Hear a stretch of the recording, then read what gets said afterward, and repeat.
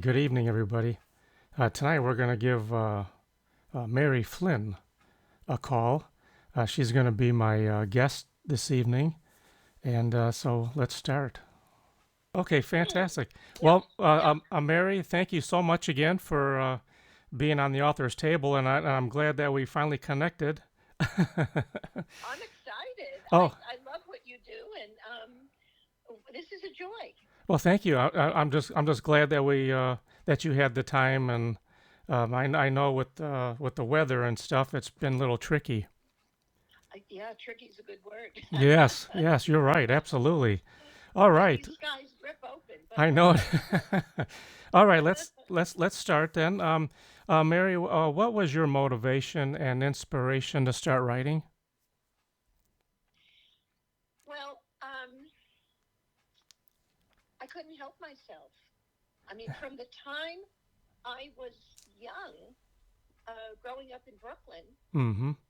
when we had, excuse me, excuse me, is a frog in my throat. I Oh. keep waiting for it to turn into a, keep waiting for it to turn into a prince. Um, Well, when we had a snow day and it was dark and I put a lamp on in the living room, I couldn't wait. I could go out and play in the snow later, but in the morning I would take my pad and pencil into the living room, and it was a dark and stormy night. I just Mm-hmm. couldn't.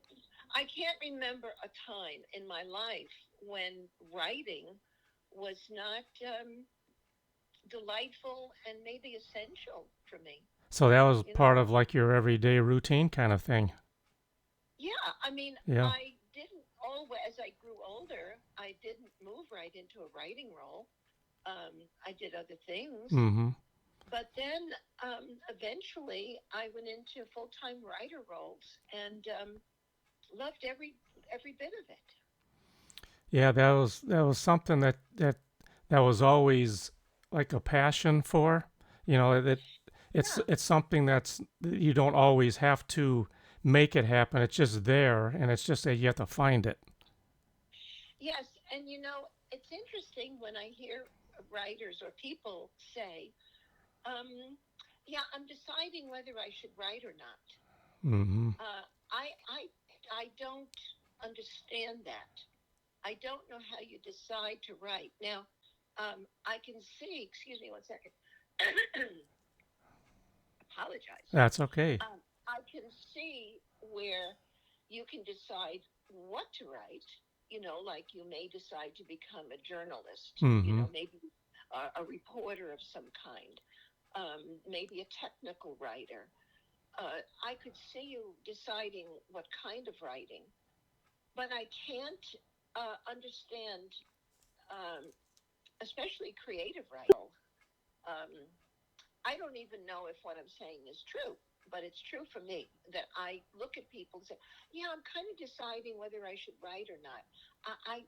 If you have to decide, I'm not sure that you really need. I hate to overuse the word passion, but you really need a lot of enthusiasm and deep gut instinct to write because writing is hard, Yes, it is. right? Absolutely, yes. And it's hard, and it's kind of like we love the difficulty of it. Yes. When you're playing baseball, baseball is hard, but when you do it, you learn to do it right. We hope most times you may get it right. You fumble once in a while, but you're in the game, That's and right. Mm-hmm. you know, and so that's kind of how I think about writing. But you've got to really feel it on some deep level, or I don't understand how to do it otherwise, right? Right. Yes. Now, Mary, do you have a favorite author? Well, that's kind of tricky. I have I used to read, I started out in my 30s. I read every single short story in the library. Hmm.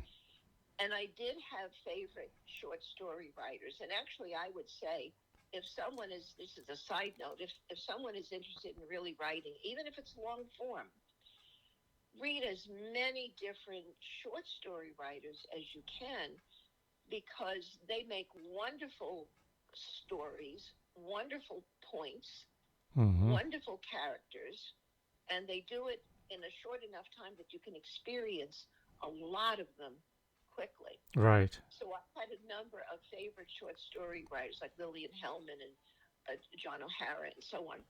Okay. But over time, I kind of changed my mind about my favorite long form writers. Like I discovered JoJo Moyes when she wrote Me Before You.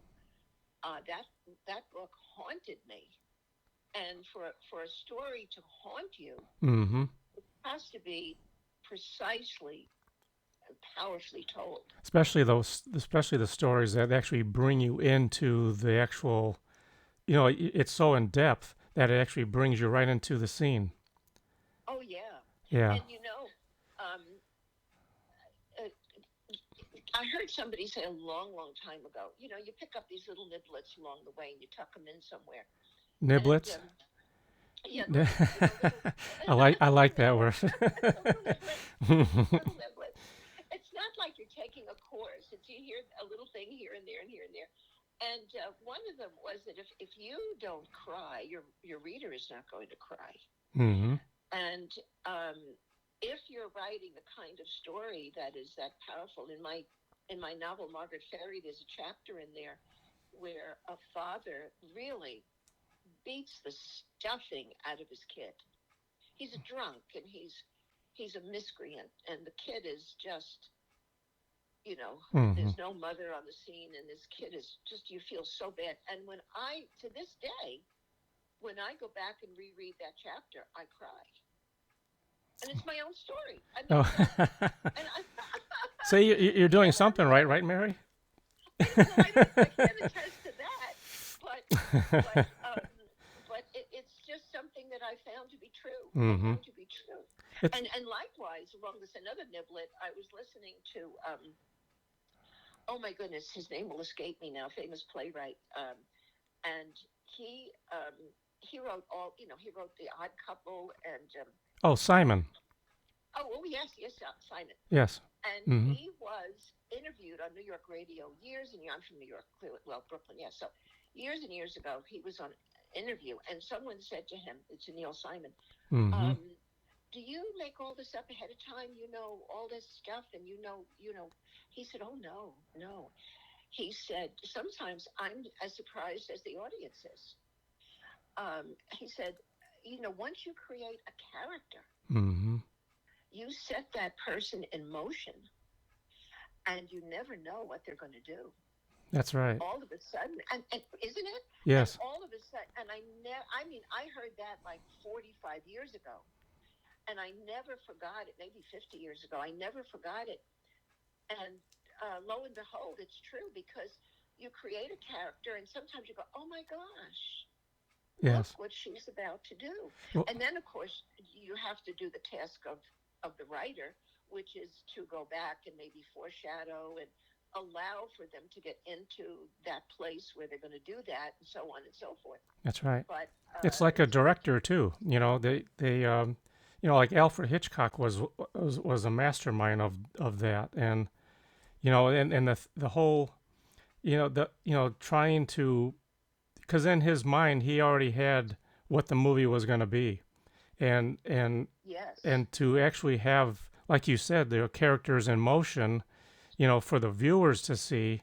I mean, it's a whole different thing then, and exactly. to really literally have your audience feel what the character's going through. I mean, that's huge. So Oh yeah, I mean it is, um, and this is why sometimes you'll read about a movie and mm-hmm. you'll hear someone say the best line in the movie was spontaneous. Right.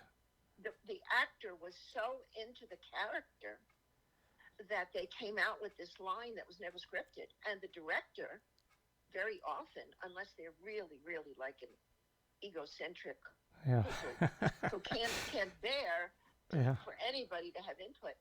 I have found that most great directors will like, yeah, let's leave it in, leave it in, Mm-hmm. you know. Sure. Oh, And that's what absolutely. happens. Yes. Yes, once that character is set in place, off you go, That's right? right. Now, your first two books were called Reggie and Rocky, and that Yeah. was the ring-tailed raccoons and the naughty raccoons, and they're coloring books. Yes. Yeah, well, they're children's rhymed books, Yes. and in the back, some of the pictures are presented in black and white um, uh, line art for coloring. Yeah. And yeah, that first book, Reggie and Rocky, the Ring-tailed Raccoons, who came out of the woods by the fullest of moons. That story actually was inspired by a woman I worked with years and years ago, a secretary in our office. And they lived out in Miller Place on Long Island, and they had these two raccoons come every night to the garbage cans and tumble everything over, wake up the neighbors, you know. Um, and they named them Reggie and Rocky. In fact, that book, if you open the book, the first one, it's dedicated to Joni Hoffman. That's the secretary I worked with. And that was, so I just created this whole story about them in rhymed form. I have to do rhyme. You know, I wrote for Hallmark cards, so Right. Yes. Yes. I can't get the rhyming. Oh, I can't get the rhyming out of me. But the illustrations on those two, Mary, remind me of. It's a children's classic called Ricky Tikki Tavi. oh, uh-huh. And there's another one called the Velveteen Rabbit. It's that The kind of Velveteen Rabbit. yes, Yes. it's that kind of illustration that just reminded me of that. Well, And you know, I don't do any of the illustrations. Donna Kraft from Mount Dora, she did the illustrations, and she did it with such not only bold beauty but also finesse, because you'll see mhm. in the Naughty Raccoons where they go off to the bake shop to find macaroons, um, they, they have to scatter when the baker shows up. But so little uh, Reggie, Reggie, the female of the two, they're sitting on a bench, and she's got a little pouty mouth, and Oh, that's Donna Kraft. I mean, she gets into the little pouty mouth and the wink of an eye and all this kind of detail. And I had in mind to do three more raccoon books. I was going to do the Halloween raccoons, you know, the oh, sure, scary raccoons. I yeah. was going to do the adventuresome raccoons where they go sneak into a theme park overnight, and Christmas raccoons. But Donna developed macular degeneration, Hmm.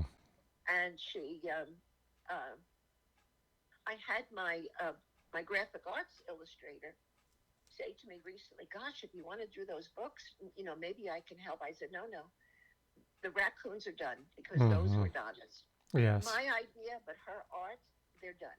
If I want to do those children's books, I'll pick another little creature It's to it's do." it's hard to copy another artist. I mean, exactly. It's very difficult to do that and still have that same emotion. Oh yeah, and not only that, but I don't think it should be done. That's correct. Yeah. You know, It's the so yeah. yeah. So in pure deference to Donna, I would not do that. That makes But sense. Yeah. yeah, yeah. But I made it. But you know, I'm busy with the long form. I'm busy with my poems. I'm busy with Mm-hmm. my novels. I'm writing Yes. my third novel, Yes. and there's not a whole lot of time for, you know, you gotta. There's only so much time. Yeah. Tell me about it. I know. If only I didn't Uh, have to sleep and eat. oh, we don't need to do that, Mary. We don't need to do that That's at all. right. And then came as one delighted. Well, Mrs. Pepple's Pillows was in there. Ah, Now, okay. Mrs. Pepple's Pillow, which has just been re-released, because you know those first three books were with a traditional publisher, Okay. Okay. and not at all a good arrangement, not at all. And I took those books back, and hard to believe that when I tried to get the file for Mrs. Pepple's Pillows, which is a middle grade um, novella. Mm-hmm. Um, it's a lovely, just a lovely book. They had no art. Luckily, the artist, it wasn't Donna, it was Renee uh, Braga, who lives in Texas. She did the art for Mrs. Pepple's Pillows, and she had the file. And Oh, very we good. my graphic arts designer was able to just reconstitute everything based on the copy of the book that we had using her original art. So I just re-released it, and Oh. that was actually my in the midst of the second, third book as we went along. Those first three books, The Raccoons and Mrs. Pepple's Pillows, Mm-hmm. were my foray into writing full time. It was actually, believe it or not, those books were something I could get done, produce, and release while I was writing the novel. Oh boy. Because the first novel took a year and a half. Um, And I thought, I want to get something else on the market. I've got these children's books I can work on. I've got, the story, y- Mrs. Pepple's Pillow. So you had let's just options. go. Yeah. Yeah. I was able to get out there and start creating some sort of a presence before I released my first novel. Yes. Absolutely. And then the following year, I believe, came Wishbones, and then Margaret Ferry, and that's the novel. Well, Margaret Ferry came first. Okay. Okay. Margaret Ferry, and then the Flower Cottage. Yes. Well, the Flower Cottage. The end. This is funny. You know what you do when you're holed up during COVID.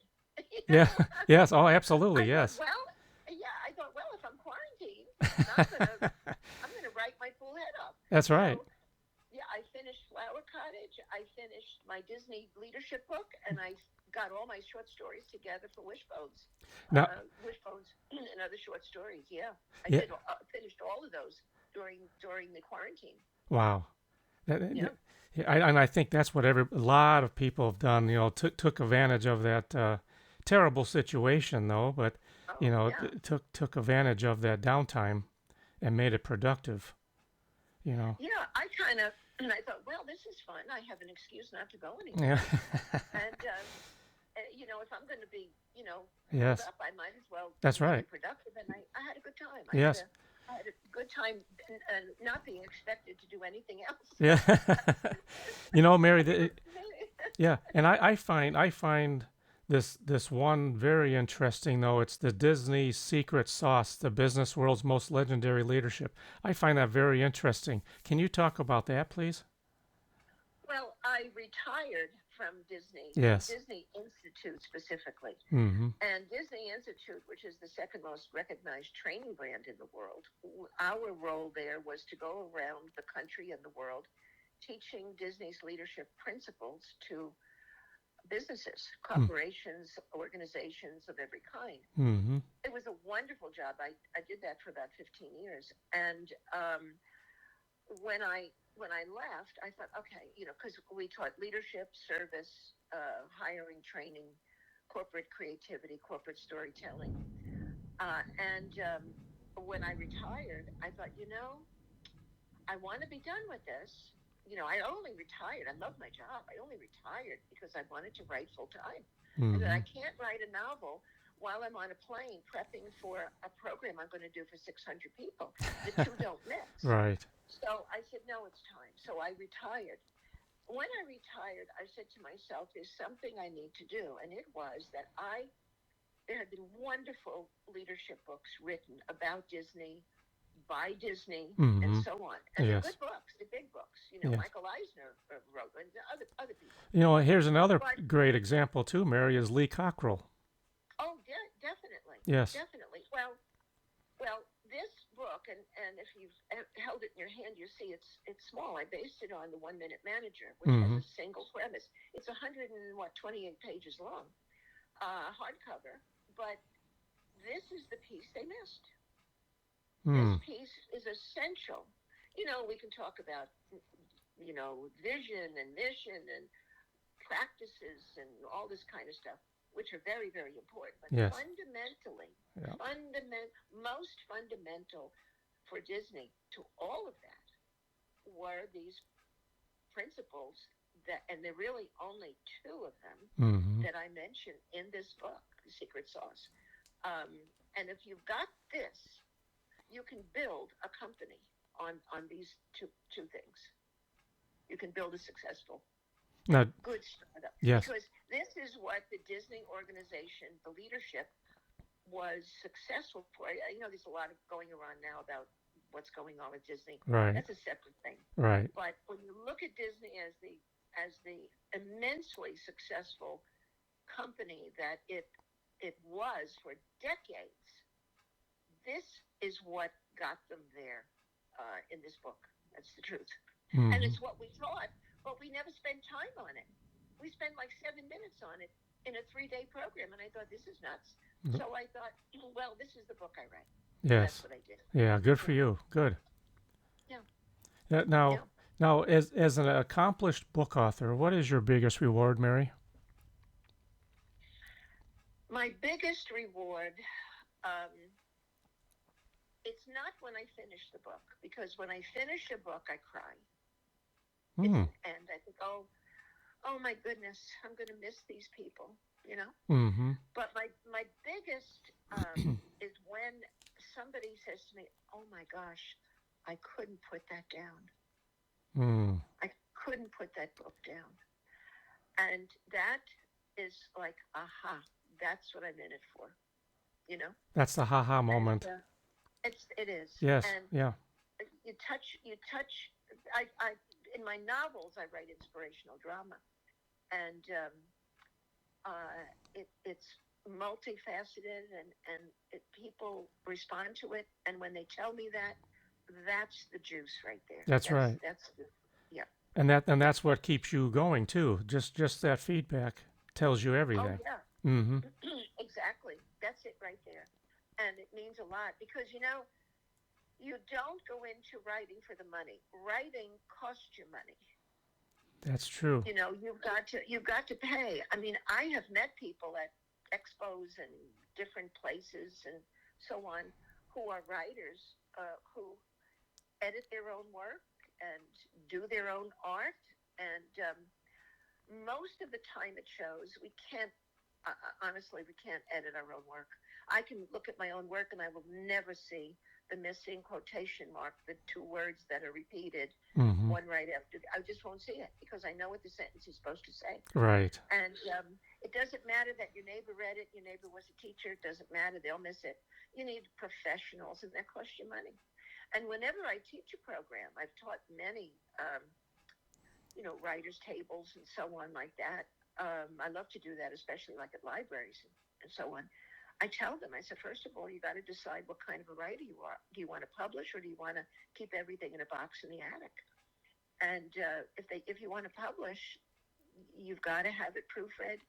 You've got to have it edited. Mm-hmm. Unless you have a cousin who's a great artist or a graphic designer, you're going to have to pay to have it. That's The correct. interior Yes. design, right? Yes, And that's so right. that's the way it is. And it's good if you know people who know people, who do good work at a good price and so on. But it is going to cost you money. That's I right. have a friend who said, "Oh no, I'm only writing this for my family," and she spiral bound it, and she made 11 copies, one for each of her children and grandchildren, and that was that. And she was fine with that. That's fine. Yes. Yeah. But not if you're putting something. Because here's the thing that I tell any author who's aspiring. I say, look, you've got one shot. And if a person picks up your book, especially if they pay money for it, and they open to page 2, and it's what's going on here, Mm-hmm. you're done. Yeah. You're done. That's right. A, they probably won't finish the book. B, if they do, they're going to consider it maybe a waste of time. Or C, well, it was a great story, but it's hard to read because of all the mistakes. I mean, there's so many things that writers have to think about. If you want to be a pro, if you want to be a pro. If you don't want to be a pro, who cares? But most of us, I think, Yeah. who are serious, we choose to do it professionally. So, do you think that's some of the challenges as an author, or is that like what do you think the main challenge is? The main challenge is marketing. Marketing. Yeah. Because we talked about how difficult it is to write, but Yes. that's the part we love. We're good at the difficulty of writing. Yes, that's right. You know, It's selling yourself is the biggest, I think, selling biggest. ourselves. Oh my Yes. gosh. Yeah. Okay, it's done.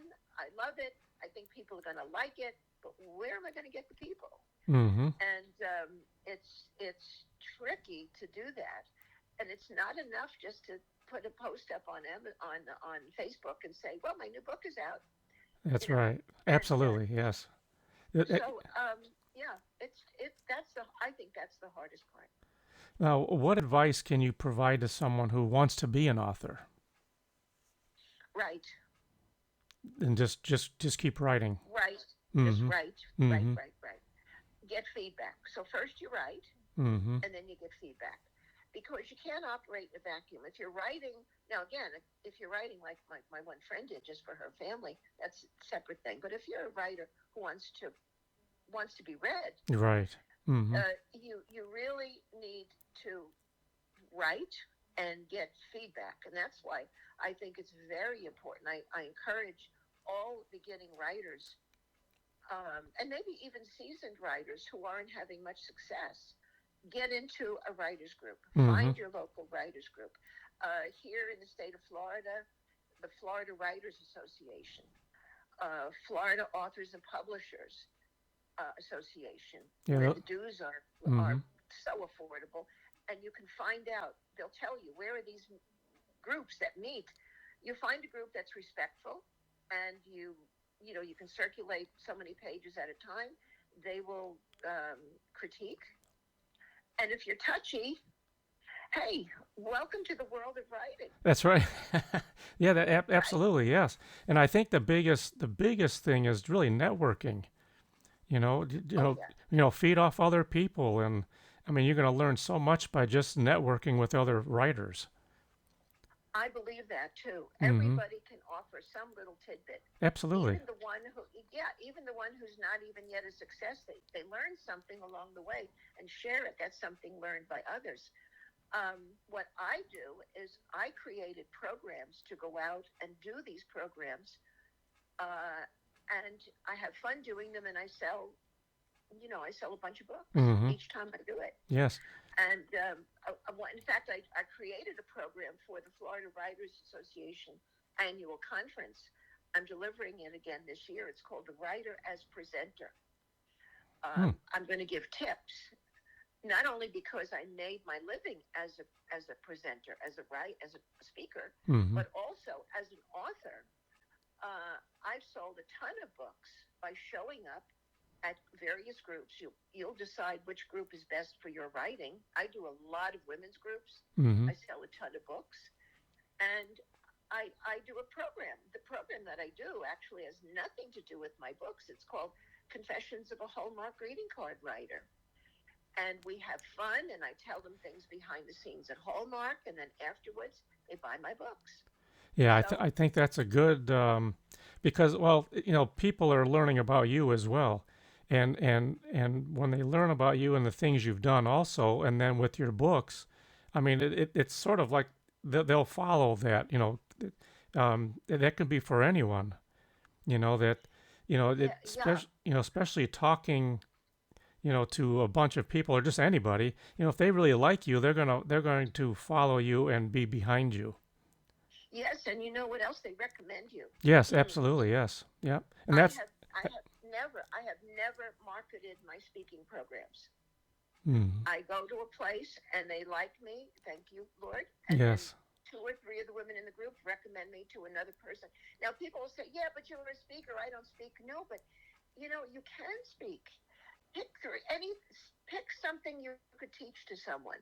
Chambers of commerce, Rotary clubs, organizations love a 20-minute program. That's all you have to speak. That's right. 20 to Yep. 15 minutes.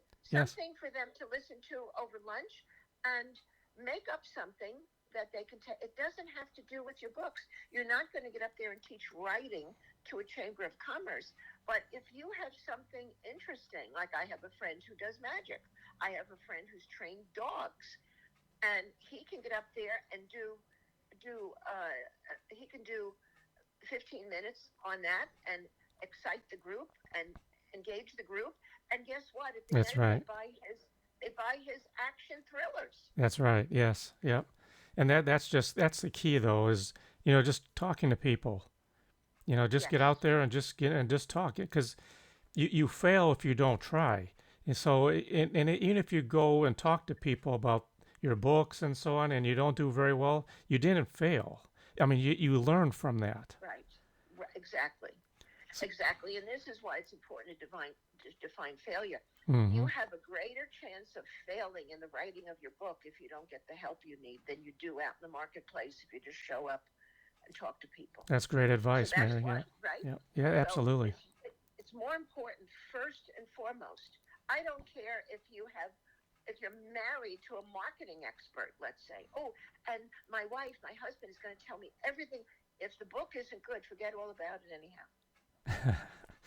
Right? Yeah, you're So absolutely right. make sure you and there's so many uh, things you can learn. I used to love to. Somebody gave me a book one time on the life of writers. I'm reading a book now about the life of poets.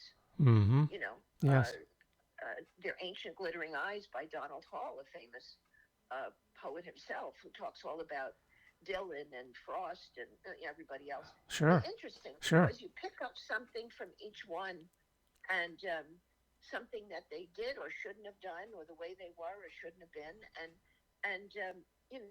off you go. That's There's right. something everywhere. And I've made friends with the libraries. Uh, Somewhere along the line, it's like the people who years ago when computers were coming out, they said nobody's going to work anymore. We're going to get rid of all our jobs. Well, that didn't prove to be true any more than it's true that libraries have gone away because of ebooks. Yes, that's Uh, right. Yes. at libraries, building view. I look at Lake County. I look here in Orange County. Uh, the new Winter Park Library, the Leesburg Library, Mm-hmm. the libraries all the way up into Marion County and Lake County. I mean, beautiful libraries. They're not going anywhere. That's right. I Yeah. I go over to Claremont to the Cooper Memorial Library. Wonderful. I mean, the libraries are wonderful. And by the way, they love people to come and do programs. That's right. They love speakers. I think that's Yeah, probably one of the big assets right there for authors. You know, the libraries are huge for that. exactly. Mm-hmm. A lot of people, a lot of organizations, are looking for speakers. Mm. Find something to speak about. First, though, you got to have a good book, Right. Yeah. whatever it is. And if you're a poet, you're a poet's group. I get invited. Laura Sabat Ross, who is the poet laureate of Lake County, and now it's Jim Steele. They invite me all the time. We go on these little junkets where we go read poetry, and it's wonderful. It's a Yes, it wonderful is. thing. Now, Yeah. Mary, do you have a website that you can provide to our guests? Oh yes, MaryFlynnWrites.com. Very good. Awesome. And when is your next event, Mary? Well, most of my events are private. Okay. Um, I get invited by groups, and they're usually meetings and so on. However, I am going up to and I'm going to forget the date. I am going up to, I'm going up to the Cooper Memorial Library in July, late July, and I will be doing a program. I've already done the Hallmark program for them. Now I'm doing a peek behind the magic, all the quirky, fun things that happen behind the scenes at Disney. Now, the Cooper And Library, that's the Claremont. Is that correct? that's Claremont. It's a wonderful library. Yes. Yeah, Yes, yeah, it is. up there. And so I'll be going up there. And then I'll be going Marion County, but that's going to be in October, the third Friday in October. They have a wonderful thing called Cooks and Books. And Oh. they interview I think I'm going on whatever that is, Friday, I think the 11th or something like that. They have a chef and they have an author, and they're going to talk to me about the Flower Cottage, my Oh. second novel, The Mm-hmm. Flower Cottage, Mm-hmm. and then the audience gets to talk with me, and then everybody talks with the chef and me, and this is one of those crazy, wonderful library programs, But it Cooks and works. Books. But it works, though. It works. It Yes. works. You You know, know, are you going to be going to the Authors for Authors event in November? I love the Authors for Authors events, and I plan to go in November. I couldn't go last November, and I can't remember why, to tell you the truth. But Mm-hmm. Valerie Allen, Yes. a wonderful, inspiring leader Yes, she who is. organized that, and yeah, in Melbourne, Yes, and that's I like going over there for that. They also have a conference in the spring, I think it is, yes. and so they have two events. There's all kinds of events going on, and if you check your library and check the events, there's something every hour going on every day at a big library. Yeah, the opportunities out there for authors is really a huge, you know, Yes, canvas. and So you can find them on Facebook, for example. yes, You can start by finding these groups on Facebook. Just you can you can search for Florida Writers Association. You can search for Florida Authors and Publishers Association. You can search for Authors for Authors and yes, join that group. And there's so many things that they offer, resources, opportunities, like you said earlier mm-hmm. about networking. Yes. I mean, I mean, it's not just for the young either. I mean, it's for everybody. I mean, Oh my the goodness, yes, networking is huge, especially now. especially now. Yeah, it's And huge. there's nothing like person to person. I think Yes. when Yeah. people make that connection, when people see your face. I know social media is huge and you can reach large numbers and so on, but when someone has met you Mm-hmm. and like what you represent, like what you stand for, they will talk about you to others. That's right. They will do your marketing for you. That's correct. I think that's really about everything. It's a word of mouth. If you Yes. if somebody really likes you, just it's about really anything. If somebody likes you or your business, whatever, oh yeah, word of mouth is gonna be like wildfire. Oh, absolutely. Yes, Absolutely. Yeah. I mean, it's true, and it keeps doubling over on itself, that's correct. Yes. and it's a great thing, and it's when you are a writer and you do work hard at it, Mm-hmm. it's nice to connect with people, and it's nice to hear that. Uh, when I was teaching, for example, for Mm-hmm. Disney Institute, and at the end of a 3-day program or a half-day program, uh, somebody would come up to me, and the big buzzword then was for somebody to say to me, "Oh, I never thought of that." Mm-hmm.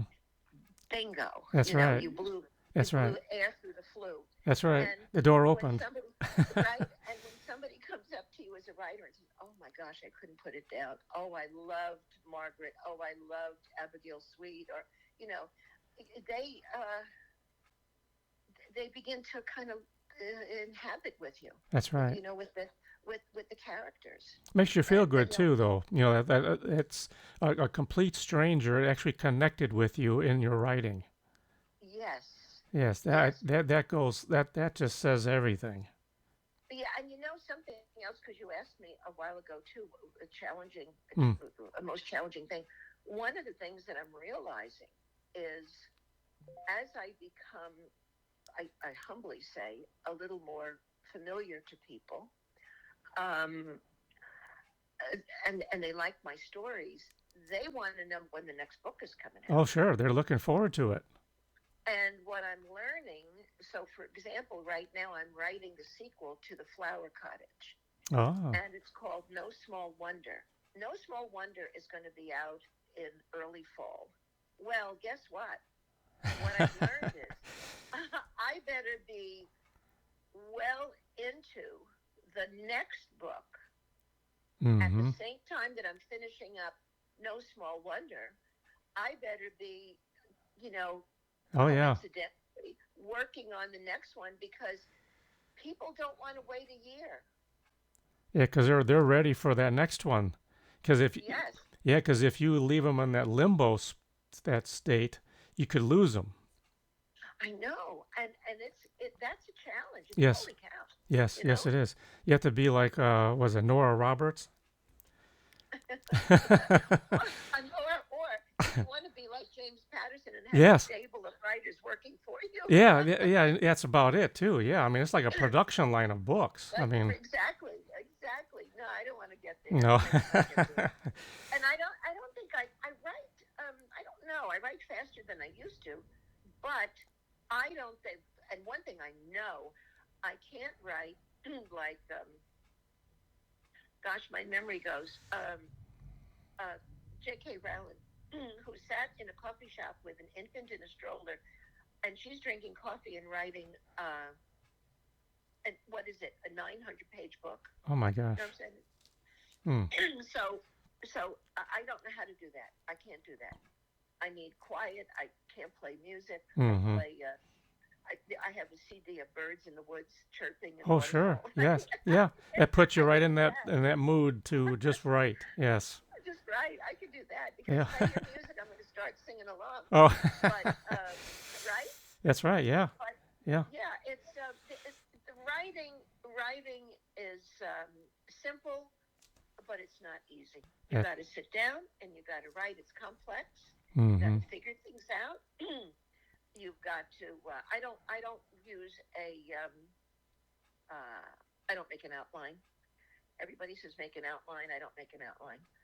I have an idea, a big idea. I know mostly what the story's going to be, and at the top of the chapter, I write in red. I type in red what I have to say in that chapter, and make sure I cover it, Mm-hmm. and so on and so forth.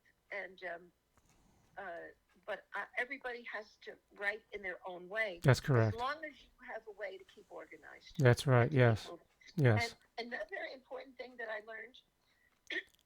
It seems like I saved up all my coughing for tonight. Um, another thing that I learned is when you're writing, always stop at a place where you know what you're going to say next. Ah. Because You can. if you write to the end of all your thoughts, it's Mm-hmm. going to be harder to start up. That's true.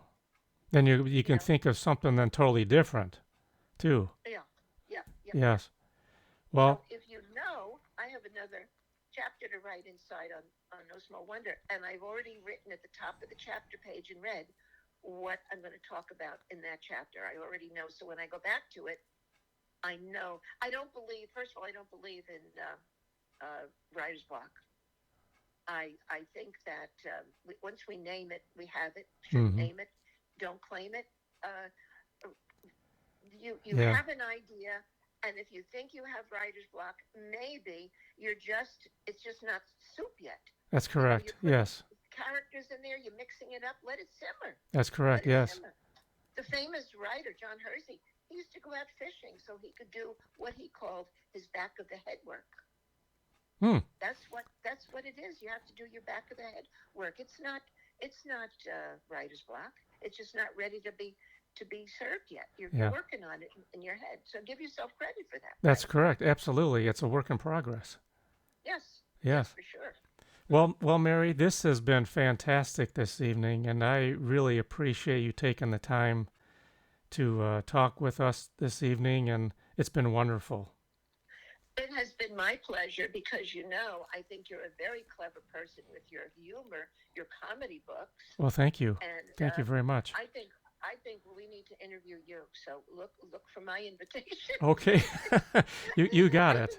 I think the world needs to know what you are about. Because you're a fascinating soul. Well, thank you so much, Mary. That was very nice of you. Thank you so much. And I hope to see you in November, too.